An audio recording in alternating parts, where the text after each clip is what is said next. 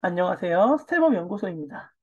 저는 교회를 최대한 놀러 다니려고 노력을 많이 합니다. 왜냐하면 제가 교육전도사이기 때문입니다. 그러니까 저는 교육부서를 맡고 있을 거 아니에요. 근데 저희 교회가 교사가 없고 그리고 선배가 없어서 저희 교회 아이들하고 있을 때 내가 놀고 내가 재밌어야지만 아이들이 이걸 좋아하고 이걸 따라오더라고요. 오늘 할 이야기는 교육은 놀이로 이루어진다. 그게 신앙교육이라고 해도 전혀 다르지 않다라는 이야기입니다. 저는 상담을 하는 사람이기도 하니까 놀이치료로 예시를 들어보겠습니다. 보통 놀이치료를 하면은 이제 50분 정도에서 놀이치료실에 들어가고 갖가지 장난감들이 되게 많아요. 그걸로 아이들하고 놀아주는 것으로 아이들의 심리치료를 하는데 놀이치료가 단순히 심리치료에만 국한된 게 아니거든요. 보통은 저도 이제 엄마들이 치료나 이런 거 물어보면은 발달적으로 문제가 없어도 놀이치료는 권유하게 되는 경우가 상당히 많습니다. 왜냐하면 놀이치료는 사회성, 대인관계, 정서적 표출, 언어 표현, 그리고 소아의 경우는 발음 문제까지도 놀이치료가 관여할 수가 있어요. 놀이치료는 어른들이 보기에는 놀이예요. 그런데 놀이는 실제로 교육의 기능을 같이 하게 됩니다. 왜냐하면 아이들에게 놀이는 학습의 장이니까요. 이 대표적인 예시가 만화 짱구죠. 짱구에 보면은 소꿉놀이 하는 장면들이 참 많이 나오잖아요. 아이들은 그렇게 소꿉놀이를 하면서 엄마에 대한 기억, 뭐 아빠에 대한 기억, 사회적 맥락, 이 사회를 하나하나 학습을 해갑니다. 그리고 이 효과는 어릴수록 명제적 지식보다 놀이에서 나오는 교육적 효과가 훨씬 큽니다. 아이들에게 말을 많이 해봤자 아이들이 기억할 수 있는 거는 고작 한두 마디 정도입니다. 그리고 그 한두 마디도 제가 아이들하고 얘기해 보니까 가장 자극적인 거, 가장 무서운 거, 가장 임팩트가 강한 거. 그거 한마디만 기억해요. 그거는 설교자가 정하고자 하는 중요성하고 전혀 상관이 없어요. 그리고 아이들한테 뭐 지난주가 어땠어라고 물어보면은 내가 찬양하면서 놀았던 것, 내가 간식을 먹으면서 놀았던 것, 이런 것들에 대한 기억이 훨씬 더 많아요. 즉, 설교와 교과 공부가 할 수 있는 것은 매우 제한적입니다. 그래도 유치부가 제일 사정이 괜찮다라고 말할 수 있습니다.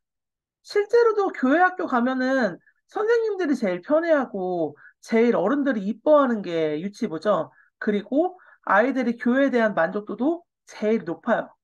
왜냐하면 어른들은 아주 갓난 아이들한테는 관대하거든요. 예를 들어서 뭐 성탄 발표회나 이런 게 있어요. 유치부 애들이 하기 싫다고 아이들이 울면은 보통은 의사를 존중해줘요. 율동하기 싫다고 울면은 그래 그래 다음에 하자 이렇게 얘기를 해요. 그래서 유치부가 제일 사정이 낮습니다. 그리고 어른들도 유치부에는 애초에 기대가 별로 없어요. 쟤들은 어리니까 모르는 게 당연하지. 그래서 뭘 몰라도 허허허 웃어 넘어가고 성경과 관련된 이야기를 하지 않아도 대부분의 어른들은 그것을 이해를 해줍니다. 그런데 아동부부터 조금 달라집니다. 특히나 아동부에서 제일 많이 일어나는 일입니다. 아동부부터는 교회 학교 선생님들, 전도사님들이 슬슬 복음에 관한 지식을 가르쳐야 한다고 생각을 하거든요. 그런데 문제는 복음이라는 것. 예수님이 이 땅에 오셔서 우리 인류를 구원하셨다라는 거는 단순한 명제 같잖아요. 근데 아이들은 한 번도 본 적 없는 예수님을 상상해야 되고, 한 번도 본 적 없는 성경의 기적을 상상해야 되고, 한 번도 본 적이 없는 천국과 지옥을 상상해야 돼요. 이게 중요해요. 오히려 유치부 아이들은 이거를 그대로 믿어요. 왜냐하면 아이들의 세계는 현실에서 아직 오지 못했거든요.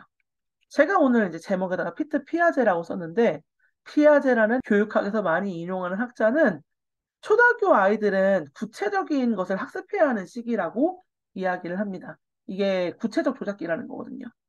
그래서 그 시기에 뭐를 배우냐면 뭐 보존 개념, 그러니까 물건의 형태가 바뀔지라도 물건의 크기는 동일하다.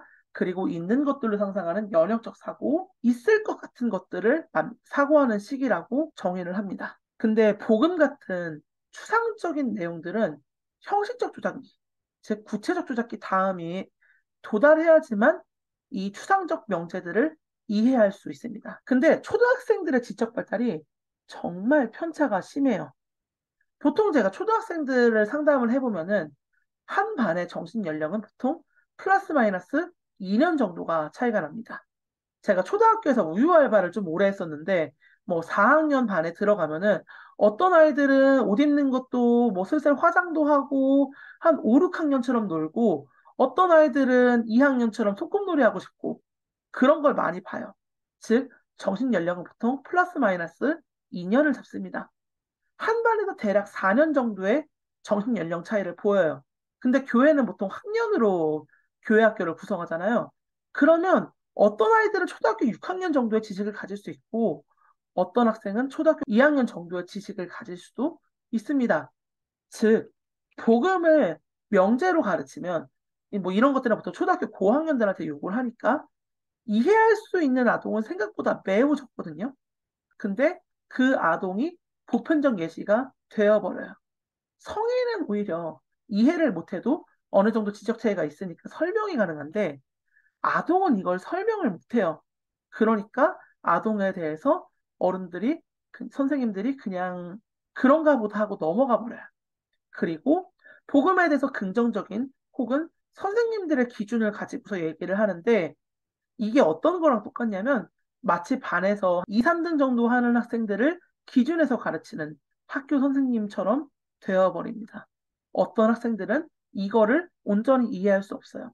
이거를 이해하려면은 조금 더 낮은 정도의 지식체계가 필요한데 그게 초등학생 때는 너무 큰 차이가 납니다. 그래서 제가 이제 교회를 싫어하는 아이들하고 청소년, 성인 얘기를 많이 해보면은 아동부 때부터 보통 교회에 대한 안 좋은 이미지가 형성이 돼요. 나는 수련회 가서 노는 게 싫다. 나는 수련회 가서 레크레이션 하는 게 싫고 나는 기도하는 게 너무 어렵고 찬양하는 게 너무 어렵다. 근데 이것의 기준은 뭐냐면 선생님들이 그러니까 그 친구들을 기준으로 해가지고 생각을 하거든요. 유치부에서는 아이들이 울면 의사를 존중해 주는데 아동부부터는 울어도 그래도 해야지 이러면은 아동부 애들 정도는 그냥 하거든요. 그리고 나는 하기 싫은데 저기서 쭈삣쭈삣하게 하고 있으면은 아이들이 막 뭐라고 놀리는 것 같고 시선도 신경 쓰이니까 그때부터는 하기 싫은 걸 억지로 하게 돼요. 그래서 교회가 강압적이라고 말하는 친구들은 보통 아동부 때부터 그런 기억이 형성이 됩니다. 그리고 앞서 말한 것에 조금 더 이어지는데 아이들의 기질에 따라서 교회의 놀이는 아이들에게 다르게 다가옵니다. 그리고 제가 내향적 그리스도인 영상 찍었잖아요. 교회의 문화는 보통 외향성, 타인과 함께 노는 문화로 풀어져 있죠. 그게 어른들이 보기에는 아, 똑같이 노네라고 생각할 수 있지만 보통 유치부 때부터 교회를 힘들어하는 아이들은 그게 놀이가 아니라 고통받는 고문 같은 시간입니다. 유치부 때부터 교회를 힘들어하는 아이들은 내향성이 강한데 자꾸 앞에 나가서 뭐 시키고 남들에게 자꾸 보여줘야 되고 그리고 내가 남들이 보는 걸 어른들이 칭찬해 주는 게 그게 그렇게도 싫은 그런 기질들이 있습니다. 그리고 초등학교쯤 되면은 여기서 조금 더 추가해가지고 재미없는 걸 왜 자꾸 시키냐. 나는 하기 싫은데 자꾸 시켜가지고 너무 싫었다. 이런 이야기들을 초등학교 때 하면 오히려 다행인데 보통 이런 이야기는 중고등학교 돼서 엄마 말 안 듣고 교회 안 나가고 나가지고 얘기할 기회가 있으면 해요. 근데 이걸 얘기하는 기회도 매우 제한적이고 매우 드물죠. 물론 이제 기도나 설교 같은 것들도 뭐 좀 이해해 주시는 분들이 있겠지만, 근데 이거는 기도 같은 활동뿐만 아니라 레크레이션에도 동일하게 적용이 됩니다. 그리고 제가 이제 중고등부, 청년부, 장년부까지 다 찍을 건데, 모든 부서에서 공통적으로 해야 할 일인데, 어른들이 생각하는 놀이와 당사자들이 느끼는 놀이는 많이 달라요. 그래서 아이들한테 이거 재밌었어? 라고 물어봐 줘야 돼요. 이거를 보통 유치부까지는 잘하거든요. 그런데 아동부 고학년 되고 애들이 시끄러워지기 시작하면 그때부터 안 물어보고 넘어가더라고요. 예를 들어서 내향적인 아이라고 한다면 교회에서 율동하는 거는 놀이가 아니라 고역이에요. 교회에서 레크레이션 하는 건 고역이에요. 그런데 선생님이 성경책을 읽을 때 사일장을 이제 읽을 때는 되게 아이처럼 이야기를 하고 사울왕을 읽을 때는 무서운 어른처럼 하면은 이거는 놀이라고 생각할 수도 있어요. 그리고 놀이에 대해서는 놀이는 보조수단이고 말씀이 주다라고 생각하시는 분들이 정말 많습니다. 실제로 성인들에 있어서는 이게 사실인데 교회 학교 아이들에게는 조금 다릅니다. 아이들은 모든 명제를 놀이로 습득을 합니다. 그리고 제가 뒤에서 이야기하겠지만 성인도 안 그런 것 같죠? 전혀 다르지 않습니다. 놀이를 묶어주는 것이 지식일 뿐, 그러니까 교육부서가 키즈카페와 유사한 점이 많은 것은 꼭 필요한 점이고, 그리고 제가 이제 이치학 아카데미 리뷰에 나와서 얘기했듯이 세대 통합 예배가 아이들에게 놀이가 될 수 없다는 것은 굉장히 큰 결격 사유가 될 수 있습니다. 신앙을 가진 아이들하고 신앙을 이제 어떻게 습득을 해가는지 과정을 얘기해 보면은 어리면 어릴수록 배웠던 지식, 교회에서 들었던 얘기뿐만 아니라 경험이라는 형태의 놀이가 함께 어우러져 있어요.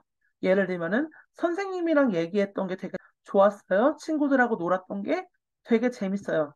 근데 어른들은 쓸데없는 얘기라고 생각하고 명제만 듣잖아요.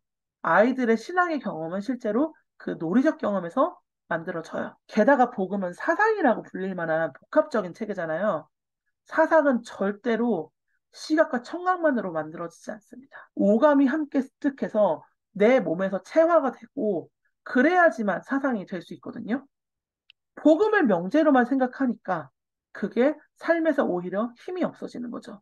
설교나 말씀이 너무 많아서 오히려 그것이 아이들을 제한하는 거죠. 아이들이 내가 사는 기준이 신앙이 되고, 그리고 내가 경험한 것들을 접목시키는 과정들이 사상입니다. 그리고 그런 것은 놀이와 함께 습득을 할 수 있습니다. 실제로는 어떤 경험이었는지, 신앙이 어떤 경험이었는지가 그 사람의 신앙관을 결정하게 되는 경우가 매우 많습니다. 그리고 그 경험은 어리면 어릴수록 놀이가 더 중요합니다. 인간은 유의를 추구하는 존재거든요. 인간은 놀이 문화를 본능적으로 만듭니다. 이제 구석기 시대에 가도 뭐 그 놀 것이 없을 것에도 동굴에 벽화를 그렸고 지금도 20대부터 80대까지 놀러 다닌다고 하면 싫어하는 사람이 없어요. 놀이는 인간의 쾌락적 본능만이 아니라 그 놀이 경험이 우리의 삶의 경험을 정리해주고 우리의 내면을 정리해주고 그리고 우리를 학습하게 하는 경험이 되기 때문이죠. 도움이 되셨다면 스테밥 연구소 유튜브 좋아요, 구독, 즐겨찾기 부탁드리겠습니다.